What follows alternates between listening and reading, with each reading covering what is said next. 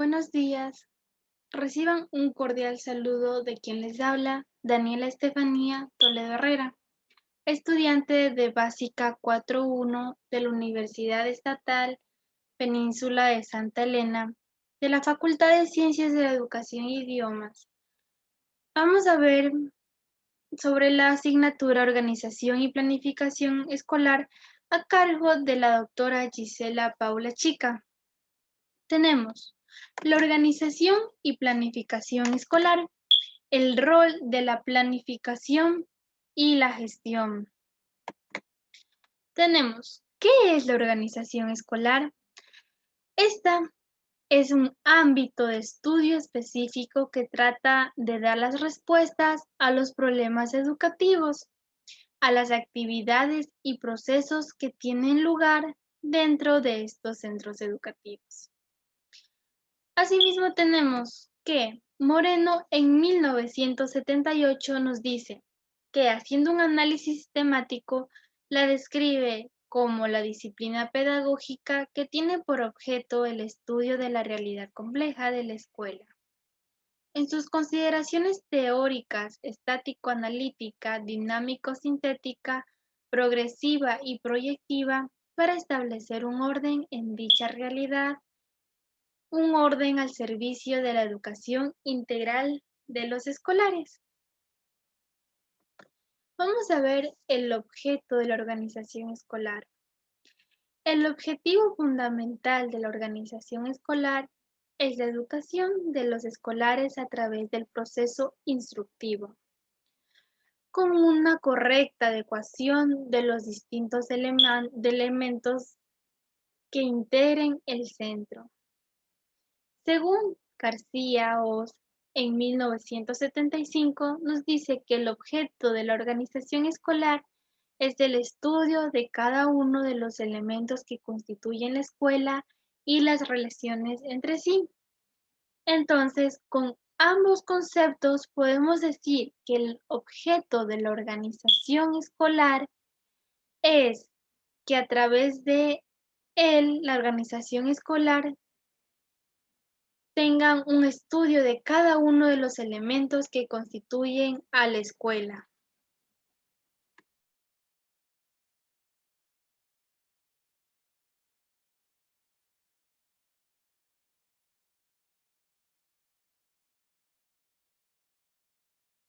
Asimismo, tenemos los contenidos de la organización escolar que vamos a ver a continuación.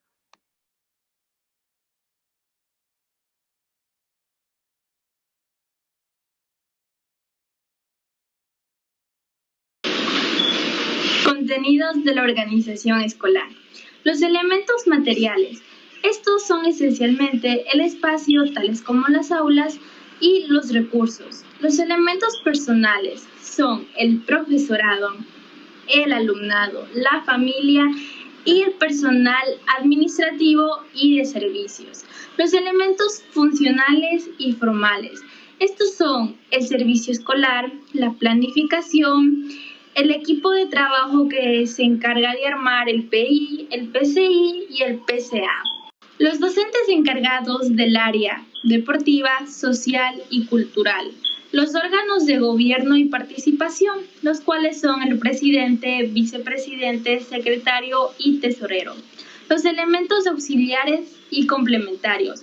Estas son las actividades extraescolares, los servicios de apoyo a la escolarización y los servicios externos. Y las relaciones centro-comunidad.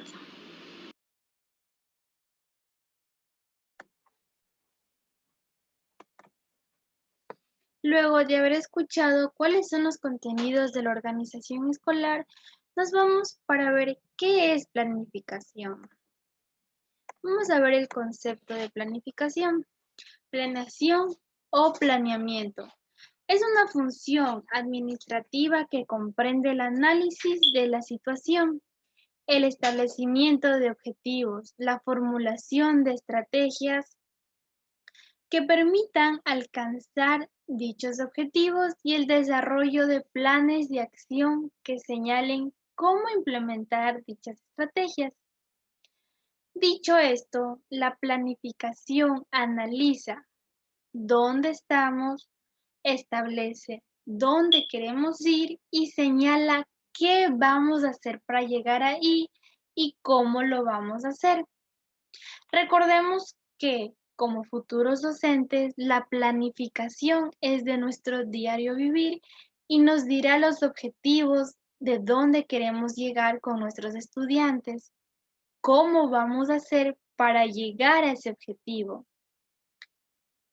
Vamos a ver para qué sirve la planificación y cuáles son sus beneficios. La planificación es la primera función administrativa, ya que ésta sirve de base para las demás funciones como la organización, coordinación y control. Todas estas van de la mano: planificación, organización, coordinación y el control. Permite proponer objetivos y señala qué es lo que se va a hacer para poder alcanzarlos. Permite organizar mejor las áreas y recursos de la educación de la empresa, coordinar mejor las tareas y actividades y controlar y evaluar mejor los resultados. Ello gracias a que nos facilitará comparar los resultados obtenidos con los planificados. Valga la redundancia, cuando nosotros tengamos que planificar, al momento de planificar y de ver los resultados de nuestra clase, comprobaremos nuestros resultados en el aula. La planificación educativa, su sinopsis histórica. Vamos a ver el concepto de planeación estratégica y el concepto de la planificación de la educación históricamente. En la planeación estratégica también se llevó a cabo en Grecia, cuando Sócrates comparaba la actividad de un empresario con los de un general, afirmando que en toda la misión o actividad quienes la ejecutan deben realizar un plan de acción determinado y emplear los recursos adecuados para lograr sus objetivos. Y asimismo la planificación de la educación, esta surge en los labores de 1950 como reacción ante la crisis económica, social y educativa. Todo está en relación a la escasa articulación entre la educación, el desarrollo y la incertidumbre sobre los objetivos de la educación que se vivía en los diversos países de aquel tiempo. Vamos a ver la metodología para la planificación estratégica. Bien, el desarrollo de la planificación institucional se realizó con la participación activa de las autoridades del Instituto Nacional de Evaluación Educativa. ¿Cuál es este? Más conocido como el INEVAL, quienes contribuyeron a la consolidación de ideas que permitieron plasmar los valores alineados a la misión y visión de la institución, así como los objetivos estratégicos, estrategias, indicadores y metas que guiarán a sus servidores en el futuro. Vamos a ver el marco referencial del INEVAL. Se creó el Instituto Nacional de Evaluación Educativa. Esta es una identidad de derecho público, con autonomía administrativa, financiera y étnica, con la finalidad de promover la calidad en la educación. Asimismo, vemos que el INEVAL es un organismo técnico, objetivo, compacto e imparcial, ya que posee un profundo sentido de participación social, ya que este fomentará la cultura de la evaluación, tiene la responsabilidad de realizar la evaluación integral, interna y externa a los sectores del Sistema Nacional de Educación, con la intención de promover una educación de excelencia. Para el cumplimiento de este fin, se regirá por sus propios estatutos y reglamentos de la misma. Vamos a ver la alineación al Plan Nacional de Desarrollo. El Código Orgánico de Planificación, Finanzas Públicas, en el artículo número 34, establece que el Plan Nacional de Desarrollo es la máxima directriz política y administrativa para el diseño y aplicación de la política pública y también para todos los instrumentos dentro del ámbito definido en este código. Asimismo, su plan se denominó durante el actual gobierno como un Plan Nacional de Desarrollo. Este Plan Nacional de Desarrollo de 2017 a 2021, toda una vida, se establece en 3 ejes programáticos y 9 objetivos nacionales de desarrollo sobre la base de la sustentabilidad ambiental y el desarrollo territorial. Como podemos ver aquí en la imagen, tenemos los 3 ejes. El primero, derechos para todos durante toda la vida con sus 3 objetivos. Economía al servicio de la sociedad con sus 3 objetivos. Y como tercer eje tenemos más sociedad, mejor estado con sus 3 objetivos. Asimismo, podemos ver que el primer eje del plan Derechos para Todos durante toda la vida, este establece una protección de las personas más vulnerables y afirma la plurinacionalidad e interculturalidad. Plantea el combate a la pobreza en todas sus dimensiones y de todo tipo, discriminación y violencia. También garantiza los derechos económicos, sociales y planea ampliar la productividad y competitividad, generar empleo digno y defender la dolarización y redistribución equitativamente de la riqueza. El Plan Nacional de Desarrollo es el instrumento de planificación del país. Este permitirá garantizar el ejercicio de derechos de todos los ciudadanos, entre otros el acceso a una educación de calidad, así como generar política pública para la reducción de desigualdad entre ecuatorianas y ecuatorianos. Dicho esto, vamos a ver el Consejo Sectorial de lo Social. El artículo 1 nos indica que los consejos sectoriales son instancias de obligatoria convocatoria institucional. Estos están destinados a la revisión, articulación, coordinación, armonización y aprobación de la política ministerial e interministerial dentro de su sector y su sujeción del Plan Nacional de Desarrollo. En su artículo número 10.7 dispone que el Consejo Sectorial de la Social estará conformado por los siguientes miembros plenos. Estos de aquí siempre tienen una relación.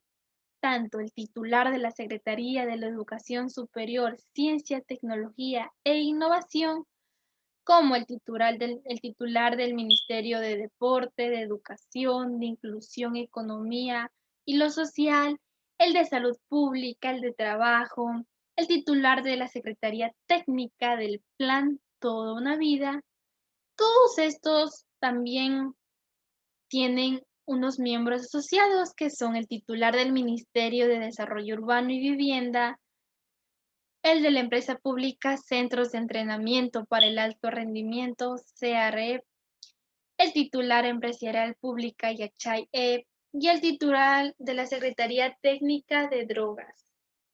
También el titular del organismo competente en materia de derechos intelectuales. Vemos que el artículo 12 del mismo decreto ejecutivo señala que el responsable del Consejo Sectorial de lo Social es el Secretario Nacional de Educación Superior, Ciencia, Tecnología e Innovación.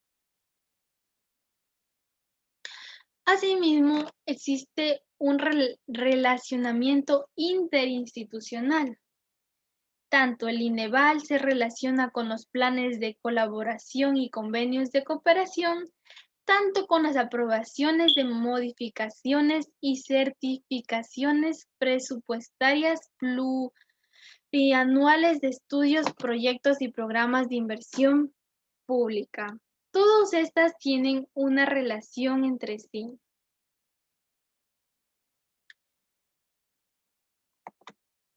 Vamos a ver el centro educativo como comunidad educativa. Vamos a hablar de la primera escuela. En este caso les voy a hablar de mi primera escuela, la cual se llamaba Unidad Educativa Bilingüe El Bosque. Literalmente esta quedaba en un bosque. Esta queda en Cuenca, en la provincia de La Suay.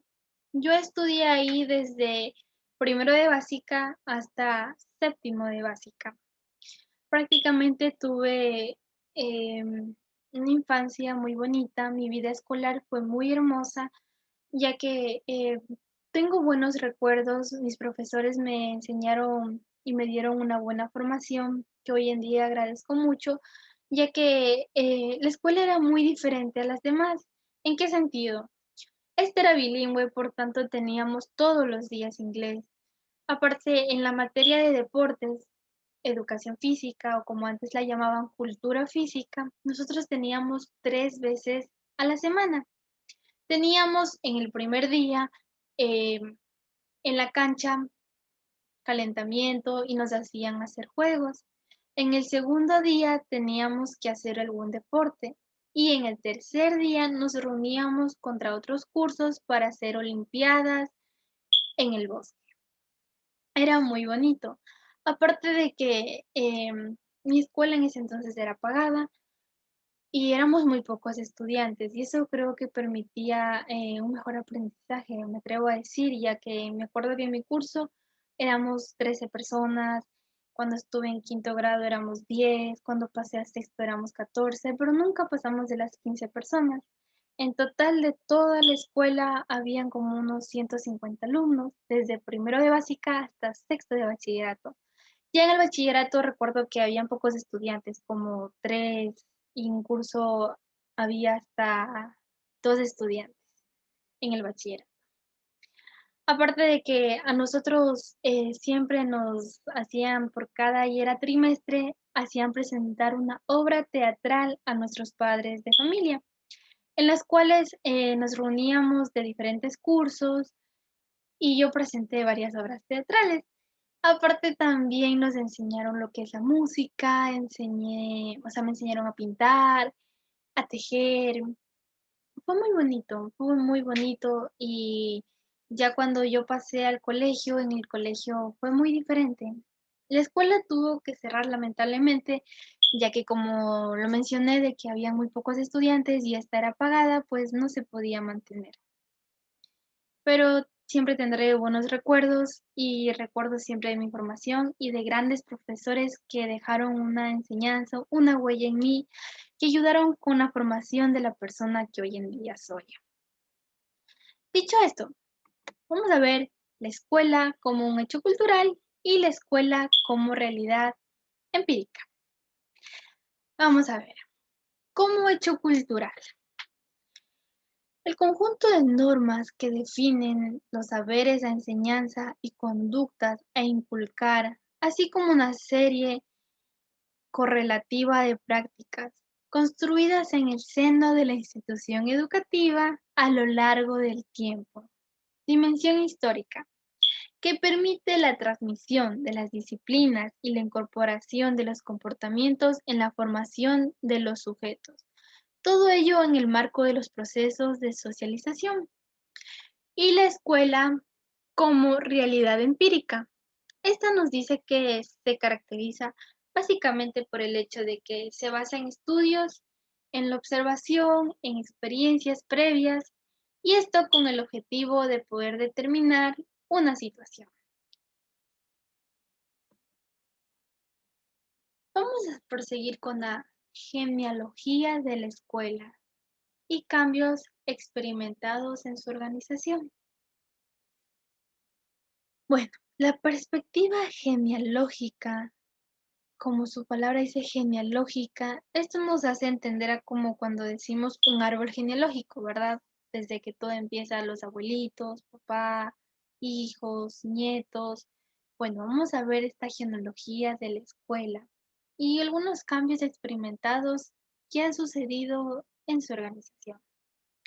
Bueno, este de aquí explica los rasgos del código pedagógico. Este es dentro del entorno como consecuencia del alcance a fines y sentidos, y asimismo esta se atribuye a la escuela en cada coyuntura social e histórica.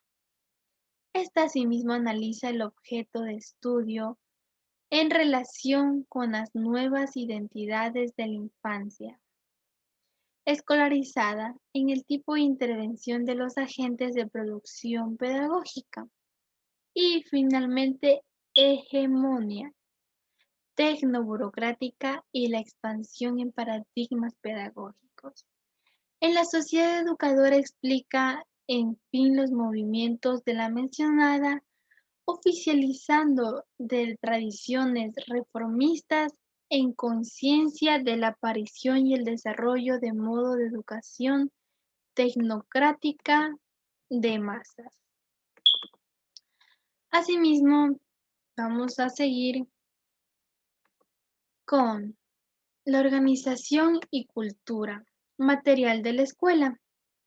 La cultura material de la escuela es para la etnohistoria del registro o catálogo de experiencias que conducen a la producción de los objetos en que se caracteriza dicha cultura y que es obra de los pares que integran la corporación en las que se socializan el oficio mismo.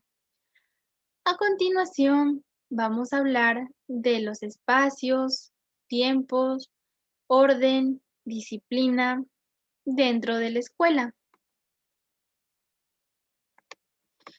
Aquí nos dice que los espacios de los centros educativos deben de ser fundamentalmente polivalentes y flexibles en su uso y cumplir una serie de requisitos mínimos que la administración educativa ha legislado. Asimismo, en el tiempo, la organización actual del tiempo escolar responde a las características y realidad de la escuela del siglo XIX, propia de una sociedad estable que tenía la tarea de transmitir conocimientos a una población restringida. Asimismo, vamos a ver el orden. Este es mantener el orden en el salón de clases, ya que es de suma importancia, porque es el espacio donde diariamente se vive, pues esta es nuestra segunda casa donde pasamos parte de las horas de nuestra vida, por lo que tenemos que mantener no solo el orden de las cosas, sino también la disciplina por parte de las personas que estamos ocupando el espacio. Cuando nosotros somos estudiantes, siempre nos repiten que es nuestra segunda casa a la escuela y nosotros tenemos que tener un orden y mantener siempre limpio. Asimismo, tenemos que la disciplina es la institución educativa. Es una herramienta fundamental para el desarrollo del aprendizaje. Esta es expresada por un sistema normativo en el cual el alumno se rige por normas y reglas hacia el docente y compañeros. Leyes determinadas por códigos de conducta a través de un reglamento escolar en fin de facilitar la convivencia de un ámbito que propicie el clima del aprendizaje. Siempre cuando nosotros nos encontramos en nuestro primer día de clases, nos ponen algunas reglas o normas a seguir, justamente para crear un ambiente pleno donde que nosotros tengamos normas y podamos seguir junto a nuestros compañeros. Asimismo, tenemos los agentes y programas curriculares. En esto tenemos, si el docente es uno de los actores fundamentales en la práctica educativa, también debe serlo en el momento en el que se planea dicha práctica, es decir, en el diseño curricular que se concreta en el plan de estudio oficial aplicado en el aula. Asimismo, los actores que participan en los procesos curriculares tienen conocimientos de la disciplina, pero no son expertos en el diseño curricular.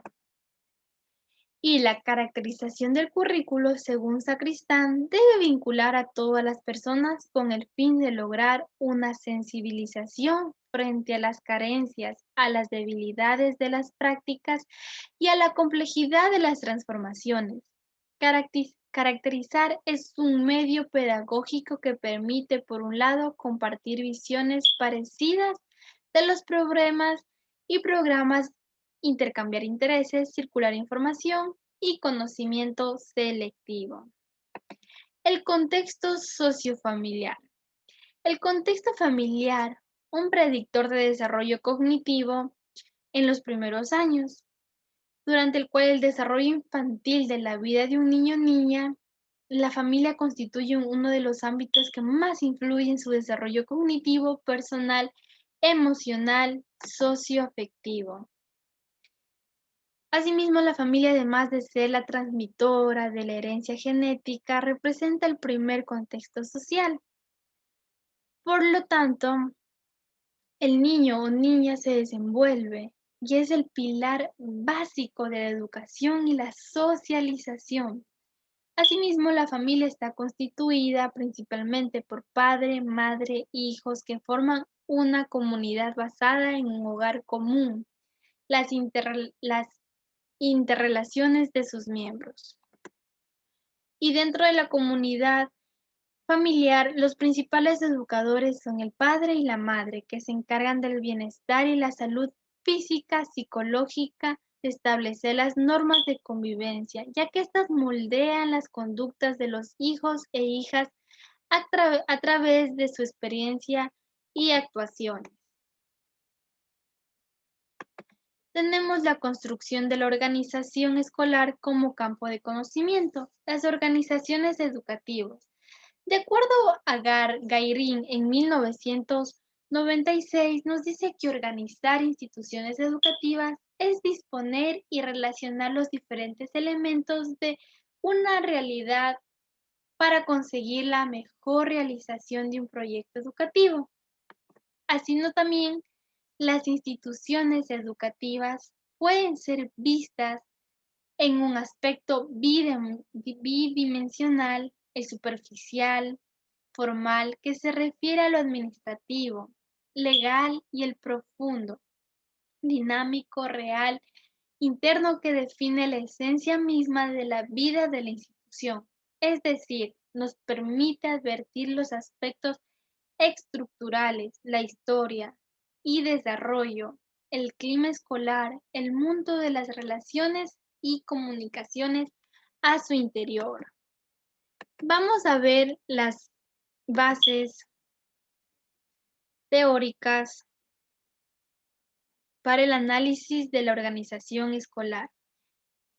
La organización escolar adquiere una mayor utilidad y sentido cuando nos vemos en realidades complejas donde la necesidad de ordenación es importante dada una supuesta mayor dispersión de intereses individuales. La conceptualización del objeto de la organización escolar se refiere a la interrelación de todos los elementos y factores, incluidos de manera especial los humanos, proporcionando normas para armonizar ambientes locales, instrumentos materiales y personas en un proceso secuencial y congruente al fin de que la orientación pedagógica y didáctica sean eficaces. Asimismo, tenemos que la metáfora como herramienta para comprender la complejidad de las organizaciones escolares. La metáfora permite manejar conceptos abstractos, complejos, mediante otros más concretos y sencillos.